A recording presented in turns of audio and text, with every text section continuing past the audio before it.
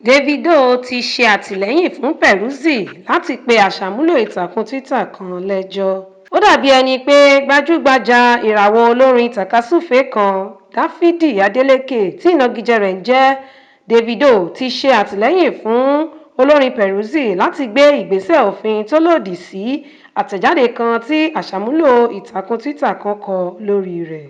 Ní Ọjọ́bọ̀ Thursday, aṣàmúlò ìtàkùn Twitter kan tí wọ́n mọ̀ sí Bádì Tílásù ṣe àgbékalẹ̀ ọ̀rọ̀ kan lórí ìtàkùn náà láti ṣe bí ẹni pé olórin Peruzzi ló kọ ọ̀rọ̀ náà.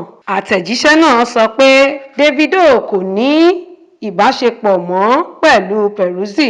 Ó tún sọ síwájú sí i pé Peruzzi ti fi ẹ̀sùn kan Davido pé abáramọ̀ọ́rẹ̀ jẹ́ ni Davido, tí ó sì tún fi ẹ̀sùn kàn án pé ó ń ṣe inúnibíni sí òun látàrí pé òun ti bá ìyàwó rẹ̀ lò pọ̀.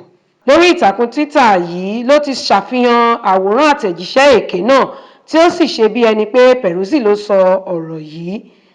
Àtẹ̀jíṣẹ́ náà sọ pé ẹ̀rù ò ní bà ẹ́ kẹ̀, ṣebí àtijọ́ jẹ lórí ewé àtijọ́ mu nínú ìgò kan náà, ṣùgbọ́n ní kété tí o gbọ́ pé ọ̀rẹ́ ìkọ̀kọ̀ mi ni aya rẹ, ló bá yíwà rẹ padà sí mi. Àmọ́ o, èmi ti fi agbègbè rẹ sílẹ̀, ìwà aláìmoore ẹ̀dá.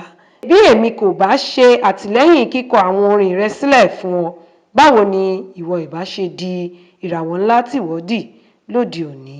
Ohun tí ìtàkùn Twitter náà kà nìwọ̀nyí. Lẹ́yìn gbogbo èsì tí àwọn aṣàmúlò ìtàkùn Twitter náà ṣe, Peruzzi sọ pé òun ṣe àyẹ̀wò àwòrán àtẹ̀jíṣẹ́ náà, òun sì ti ṣèlérí láti gbé ìgbésẹ̀ òfin lórí ẹni tí ó fi àtẹ̀jíṣẹ́ náà ránṣẹ́.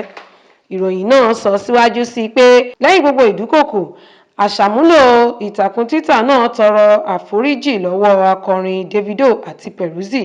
Ó sì gba ẹ̀bi rẹ̀ lẹ́bi, ó sì fi kún un pé irú èyí ò tún ṣọmọ lọ́wọ́ òun mọ́. Pẹ̀lú gbogbo ẹ̀bẹ̀ yìí, Peruzzi kọ̀ jálẹ̀ láti foríjì í. Ó sì ní kí àwọn ọmọ lẹ́yìn rẹ̀ fi àtẹ̀jíṣẹ́ náà ránṣẹ́ sí i kí ó lè ní owó fún ilé ẹjọ́. Lẹ́yìn èyí ni Davido fi àtẹ̀jíṣẹ́ kan náà ránṣẹ́ sí orí ìtàkùn Twitter pé lẹ́yìn tí mo ṣe àyẹ̀wò ọ̀rọ̀ náà tán, mo gbà pé kí Peruzzi gbé arákùnrin yìí lọ sí ilé ẹjọ́, kí wọ́n ti arákùnrin náà mọ́ ẹ̀wọ̀n, kí wọ́n sì sọ kọ́kọ́rọ́ ilé ẹjọ́ náà nù. Agnes Abiodun ló ń jábọ̀ ìròyìn náà láti ìkànnì Jígí Alárà.